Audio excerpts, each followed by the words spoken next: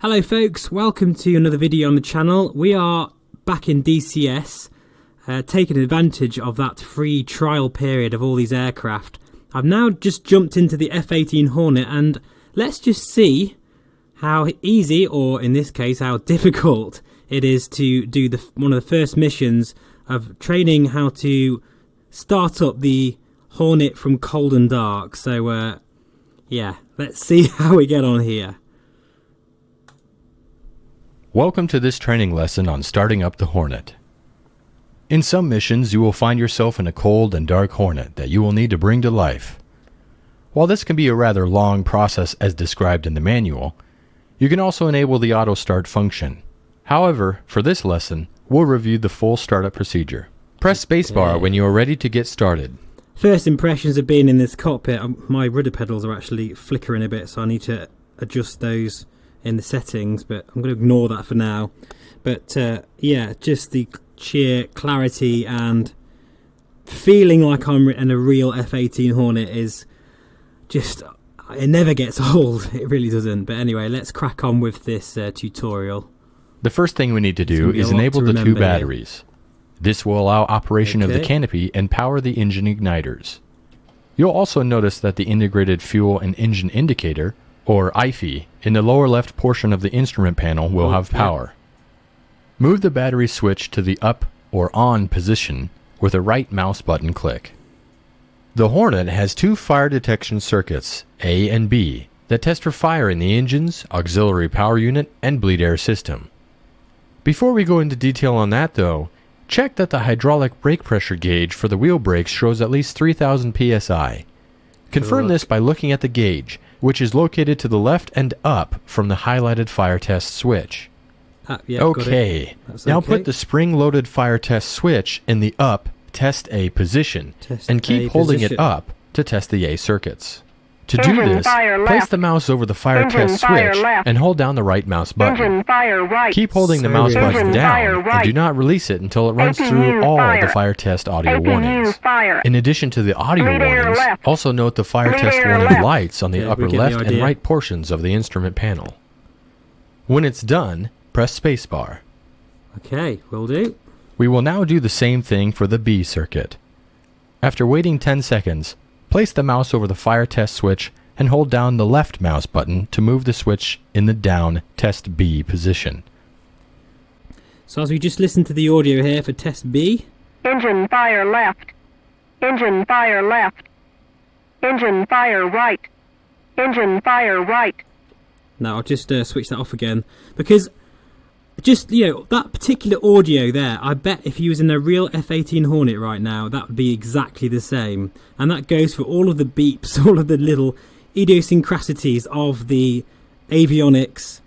Just everything is here as it should be. And DCS have just done an absolutely immense job at simulating and making you feel like you're in a real F18. I mean, this is as close as I'm ever going to get to the experience, and it's pretty damn close to being in the real thing, without a doubt. But anyway, let's crack on with the next part of this startup process, because there is a lot to do. Note that in the top left portion of the IFE, you can see the RPM and temp of both the left and right engines. Okay. These will be important for when we start the engines. We will now turn on the auxiliary power unit, or APU. This is a small, self-contained engine that augments the bleed air system and will start turning the engines for engine starts. Sounding brilliant. Place the APU control switch in the up or on position with the left mouse button click. Once the green light next to the APU switch comes on, move the engine crank switch to its right position, marked by the R, with the right mouse button click. I can see all this in the reverb. This will allow the APU to power the air turbine starter, or ATS, which in turn allows the aircraft-mounted accessory drive, or AMAD, to start turning the fan blades within the right engine. Listen to that sound. Once the right engine RPM has reached 20%, as indicated on the IFE, move the right throttle from off to idle by pressing right shift home. This in turn will introduce fuel into the engine combustion chamber and start the igniters. Once the right engine RPM has reached 60%, and you can see that, the right guys, engine start cycle is complete, and the right generator is automatically engaged. There it goes. Once at 60%, press spacebar. 60%. When we conducted the tests of the A and B fire test circuits, we also closed the bleed air shutoff valves. We need to reopen these by rotating the bleed air knob clockwise 360 degrees, from norm to norm. Do this by right mouse button clicking on the outer portion of the knob. When done, press spacebar. That is done. I love these tutorials. With the right engine running and generator concise. power on, place the left and right digital display indicators, or DDIs, to the day position using right mouse button clicks on both brightness selector knobs. Next, rotate the HUD symbology brightness control knob clockwise by placing your mouse over it and rotating your mouse wheel forward. Okay. Once you see video displayed on the left and right DDIs and HUD, press spacebar. And they really are. They come out so clearly. I feel like I could reach out and touch them right now. This is what I love about the Reverb. Like, it's made for Sims. It totally is. Like, in the Rift S, that would still look good, but it would just be very pixely and you wouldn't be able to see it very well, especially without super sampling. But in the Reverb, because there's no screen door effect, those really small text there, it just pops out so well. Oh. In the lower center of the instrument panel is the multi-purpose color display, or MPCD. Rotate the power and brightness control knob to the full bright setting by placing your mouse over the knob and rotating your mouse wheel forward. It will take a few moments to power on. Press spacebar once you see video displayed on the MPCD. Even the way that comes online, and it takes a while for you to be able to see that MFD down there, is exactly, I'm sure, like the real thing. They could have just gone on straight away, but they've simulated, like I say, every little thing. It's a living, breathing aircraft. On the left DDI, press the menu push button to bring up the support page. Oh, this is just the amazing. Support page has several sub-pages like the checklist, engine, fuel, ADI, and HSI. So much For to now, learn. though, press the FCS push button to select the flight control system page. The FCS page shows the status of the control surfaces see that, guys? and Hopefully any you can- detected FCS errors. All that little text there. The X's indicate detected errors, Looks superb. but we will address those once the left engine is started. You should not see any 2, Look at the R, details. or FADEC caution messages along the bottom of the left Absolutely DDI. immense detail. Note that by default, you will not have Map the built-in test or bit page on the right DDI. We'll come back to this. During this lesson and future lessons, you will often see and hear the master caution. This is the large yellow labeled button on the instrument panel that will light when any caution condition is triggered. There will also be an accompanying deedle sound to draw your attention. Deedle. Press this button or click on it to acknowledge the caution and extinguish the light. Will do. Press the master caution again to restack the caution and advisory notices along the bottom of the left DDI. Cautions will be along the top and advisories in smaller text along the bottom. If the left DDI is not on, then the caution and advisories will be displayed on another display.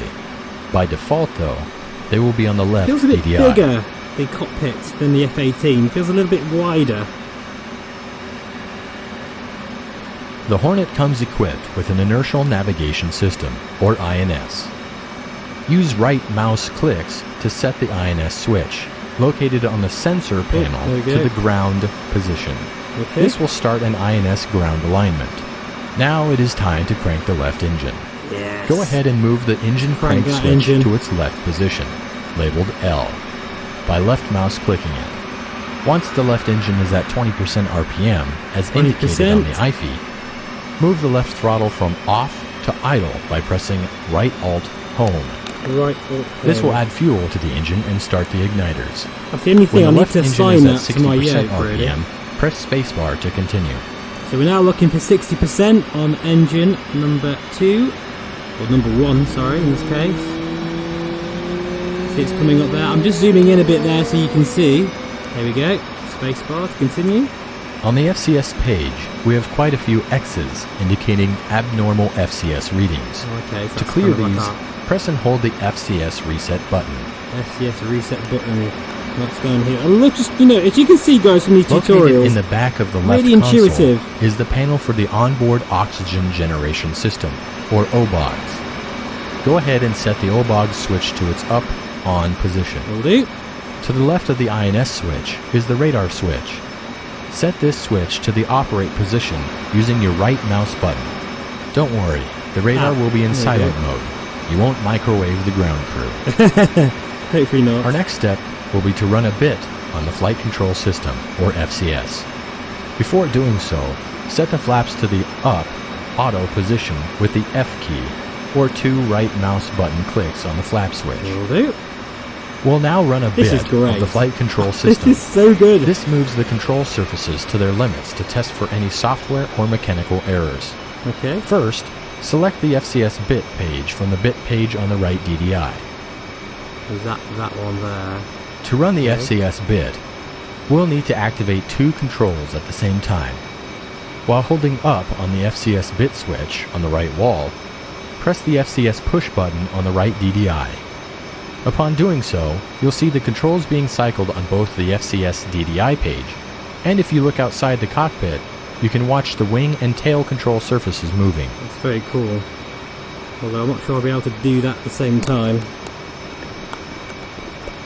So there are a couple of times where you need to use the keyboard, but I suppose you can map all those sorts of things eventually. Once the FCS bit is complete, marked by the beep tone, place the flap switch in the center or half position with a left mouse button click on the switch.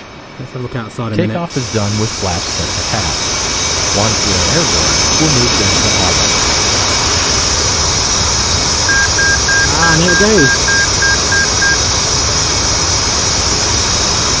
Just look at that. The model is just so good.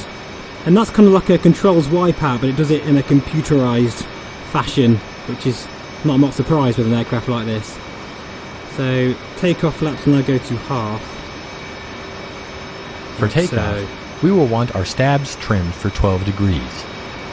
To set this, press and hold down the takeoff trim button.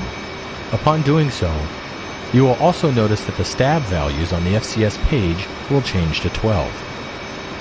The leading edge flaps, trailing edge flaps, and rudder should all have values of 30 degrees. You should also have no X's on the FCS page. Uncage the backup ADI by placing your mouse over the SAI cage knob and rotating the mouse wheel aft until the red flag is stowed. Close the canopy by holding the canopy control switch. I think I could get used to the startup process. I think until the canopy is after closed. A few attempts, or Do maybe this by pressing the key combination or placing the mouse over the switch and holding down the left mouse button. half a dozen attempts at Once this. the canopy is get closed, used to it. press spacebar to continue. Oh, when that canopy closes and you're in VR and you see that go down, that just feels pretty amazing. Okay, so that's closed now, hopefully. Locked in place. Well, I think At about this ready, point, the right? INS has been aligned as indicated on the MPCD HSI page. Move the INS switch from ground to nav with one right mouse button click on the switch. Prior to taxi, press the menu push button on the left DDI to go to the I'll TAC just zoom or in for tactical you. page. On the TAC page, you have access to sub-pages like the store's management system, attack radar, HUD, and electronic warfare pages. On the left DDI TAC page, select the HUD push button to display a mirror of the HUD on the DDI. This can be useful when head down or in case of HUD failure. Hold up. I think I was a little bit too quick there, actually. I'll just do that again. Let's now set up the right DDI. Press the menu push button on the right DDI to bring up the tactical page. Tactical page. Press the menu push button again to bring up the support page. Okay. Now on the support page, press the FCS push button. We will want the HUD on the left DDI and the FCS page on the right DDI when we taxi and take off.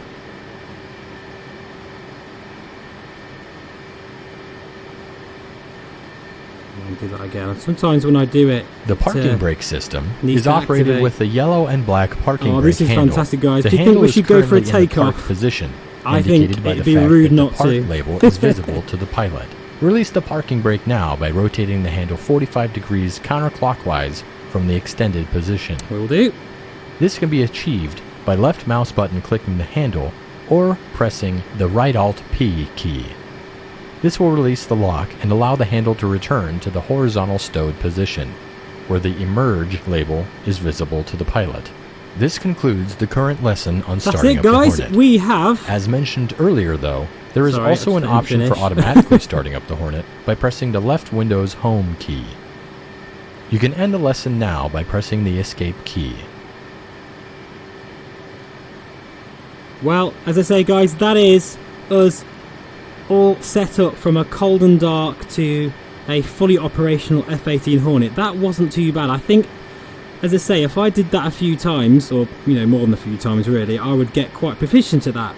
I think the startup process for the F-18 is just a bit easier than the F-16, funny enough, which I'm quite surprised, but just seems a little bit more intuitive, a little bit easier to understand, and kind of makes sense of. I think the F-16, you're kind of doing a lot of quite a lot of checks really, back and forth, and it just takes time. But I don't know, I've also noticed the F-18 Hornet is definitely equipped with a campaign in DCS, and it's got quite a lot of different training missions. So if I were to buy an aircraft, because I think that's going to be what I'm going to do, once I've tried all the different aircraft with this free trial period, I'm going to pick an aircraft to use, and so far I think the F-18 Hornet might be the one. Let's have a quick look outside. Look at this beautiful aircraft.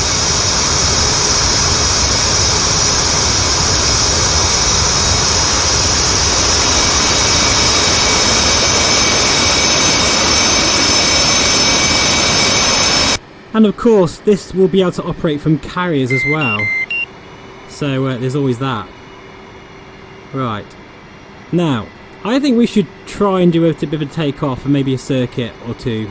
Or at least get in the air anyway.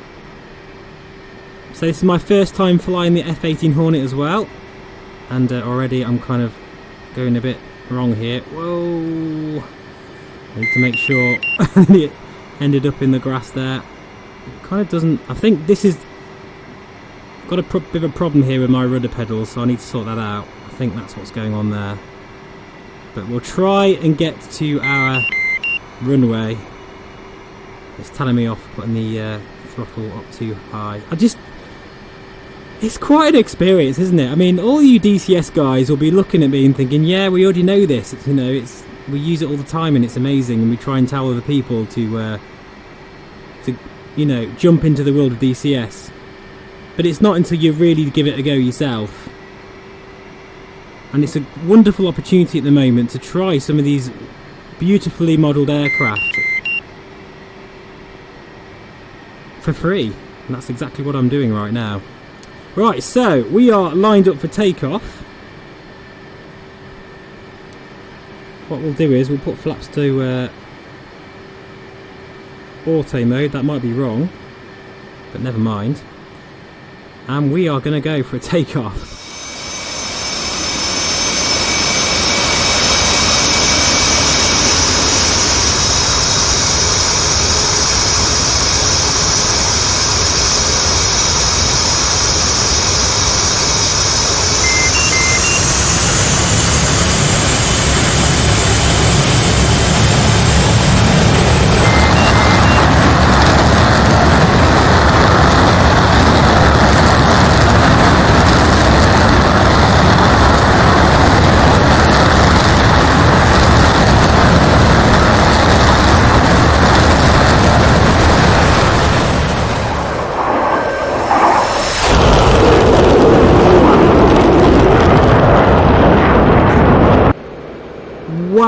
Wow, and another wow.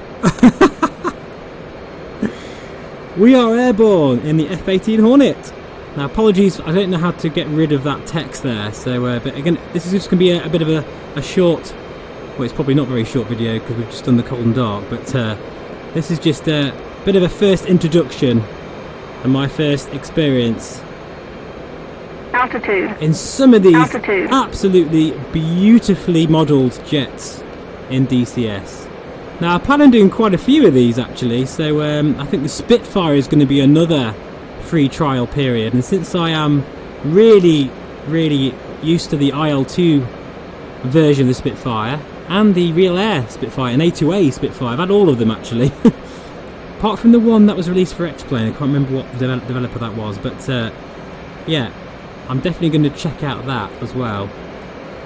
But I've got to admit guys, so far my heart's going towards the F18 Hornet, just simply because it's just got quite a lot of content with it, and just seems that little bit easier for me personally to start up. It took me quite a while to start the F16 up. It took me about 45 minutes. I was just kind of fumbling around all over the place, but with this, it just seems to be a bit easier. Let's see what it sounds like in a flyby.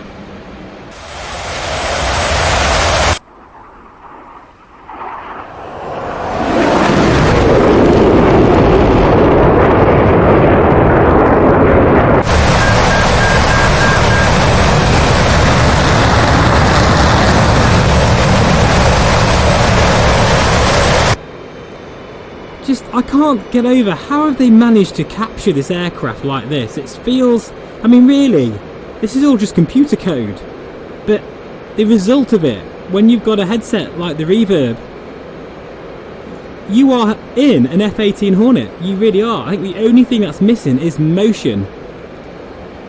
Just could do with a couple of MiG-29s now to have some fun with. But let's just do a couple of air show manoeuvres over the airfield for now. Altitude. Altitude. I'm talking of air shows, pretty much all the ones in the UK now have been cancelled, including Fairford Air Show, which I absolutely love, and usually I go every year, but I haven't been for a couple of years now, and I was really hoping to attend this year. And I think because of that, I don't know, I feel like I want to get into DCS a bit more. Look at those missiles on the wings there. Are they sidewinders? I've no idea. But yeah, with the very easy to understand tutorial system that DCS implements with all of their payware aircraft, it doesn't take long for all these kind of routines and systems to get in your head. And of course, I'm sure the manual is very well represented, and you could just basically print that off. Just print it off at work, I would. And oh wow, look at this. And yeah, you could just sit there for hours studying.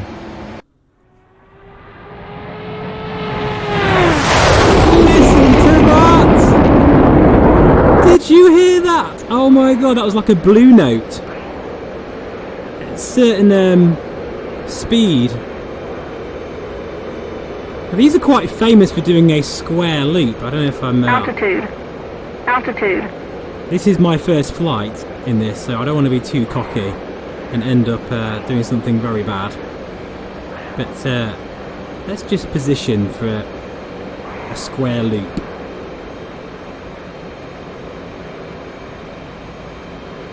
Even if you just mess around doing this, it's worth it. I just can't imagine what it must be like. There's a lot of YouTubers out there like Drew Bolton. Well, there's actually his YouTube channel called Belgio, and he loves DCS and does so many different cool missions, and I totally get why this could be addictive.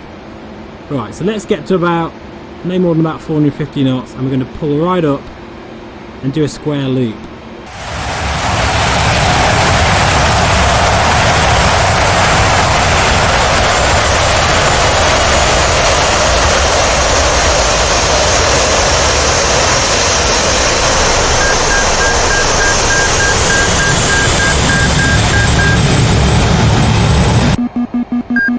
Okay.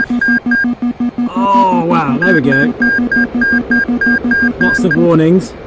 Altitude. Didn't quite do it the way they do it professionally. Look at the way the aircraft shakes as well when you're pulling high G manoeuvres. Oh, that is just a thing of beauty.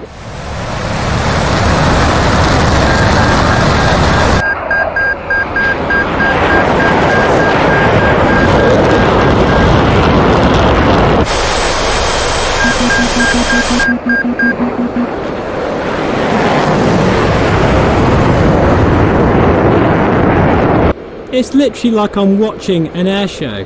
Because it's exactly the same. And I've noticed, like, there's been a lot of fighters of all different types and different types of sims as well. And the sounds, you could never get the sounds right of when they fly past. You get that rumble and how it changes.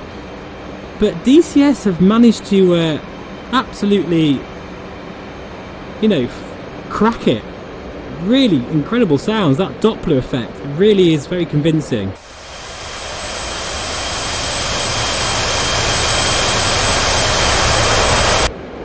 Oh yes, this is I think this might be the one, guys, I might buy. There's a sale on until about April the 3rd. I'm not sure when this video will come out, actually. It might be after that, but this might be the one that I will pick. Just seems to, I don't know, fit me well. Even though, funny enough, the F-16 is my favourite all-time fighter aircraft. Just feeling DCS, the F-18, just, I don't know, it feels right. Tell you what, let's try and see if we can bust the speed of sound. Why not? Clouds aren't looking too bad considering they're not volumetric. I don't think they are anyway. No, they're not. I think they're just sprites. But they do feel good. As I say, DCS are hard at work with plenty of nice new updates that are coming this year, so I'm really looking forward to that. Right, anyway, let's just go and break the speed of sound. See what that sounds like from the outside. Get ready, you might want to just cover your ears for this bit. Altitude. Altitude. Here we go. Oh my god! That is amazing! That is just so damn cool. Oh, such fun. VR is such a wonderful thing. Especially right now, guys, with all that's going on in the world. I think VR and flight simming, it's going to be a wonderful escapism for all of us, I think. Altitude. Altitude. Right, I'm going to now position for a bit of a run-in and break over the airfield. And we're going to attempt our first landing in the F18 Hornet. Now in terms of performance, really everything is super smooth in the Reverb. I've noticed how Steam VR is getting literally daily updates at the moment, and that is no accident. It's because of the newly released Half-Life Alyx, and because of the Valve Index. I think they're trying to get everything as sorted as possible for that release, because it's going to take the VR community by storm, quite literally, and it's going to be a wonderful thing for VR, because it's going to help make it be a bit more mainstream, which can only be a good thing for everybody, since we are quite a niche group here. Right, I've got basically I'm completely idling at the moment. This thing is a slippery beast. And we're going to come in for a bit of a running break. So let's see if we can get a decent view here. Oh, listen to that. Here we go, running break.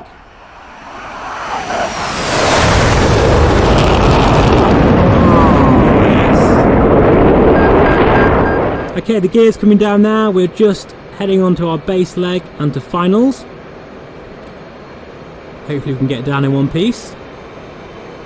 I'd just like to say thank you again to a subscriber. It was a while ago now that gifted me the Huey and a campaign, just to say I am still really enjoying that. It's a fantastic helicopter and very just beautiful to fly, really. And there'll be more of that on the channel soon as well. Right, I'm too fast, I think. I mean, I'm doing this without doing the actual landing tutorial, but you see that marker there. I like to try and stick that on the threshold as much as possible. A lot of the fighter aircraft are similar like that. We're going way too fast here. Slow down. It might be a touch and go, actually. Let's see how we get on. Whoa, I'll tell you what, yeah, we'll do a touch and go, going too fast.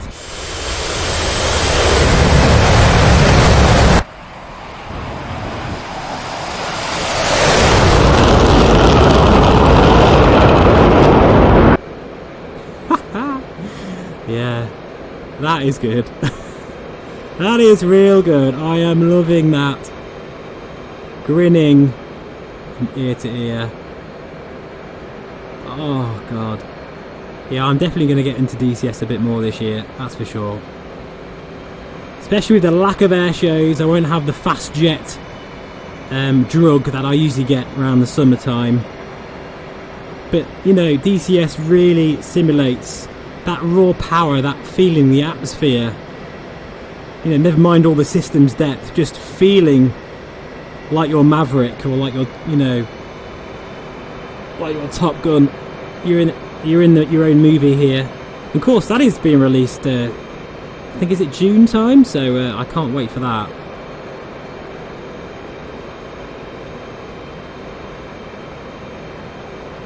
Right, okay, so this is it, guys. This is going to be the landing this time, before this video gets too long. As you can see here, I'm getting a bit of an issue here with my rudder pedals, which isn't helping. We'll put the flaps down, I think, anyway. That will make a big difference, hopefully. Oh, it has, yeah, I can feel it suddenly dropped quite a lot there. All the systems are modelled in this thing so well. How have they even done this? What kind of code must... it beggars belief, doesn't it? To think that, you know, with a bit of computer code, they've built an F18 Hornet, basically. And in the Reverb, or any VR headset really, you can experience exactly what it must be like to be a pilot in one of these things. I'm a bit too high, but my speed's a bit better. Oh dear. A bit more power. Concentrating now. Oh, don't like this, but I'm gonna see if I can get down. Okay, brakes. Brakes! I think we've made it. That was a bit of a long landing, but for my first landing, I'll take it. That's for sure. That was just so much fun.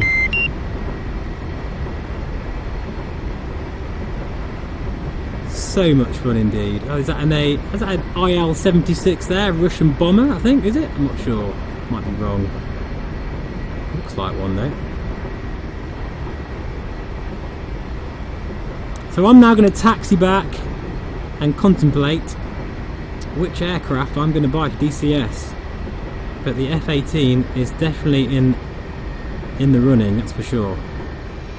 Okay, I realise now that I'm taxiing much better now because my nose wheel steering is on, so that's why I was struggling before. Live and learn. Listen to that.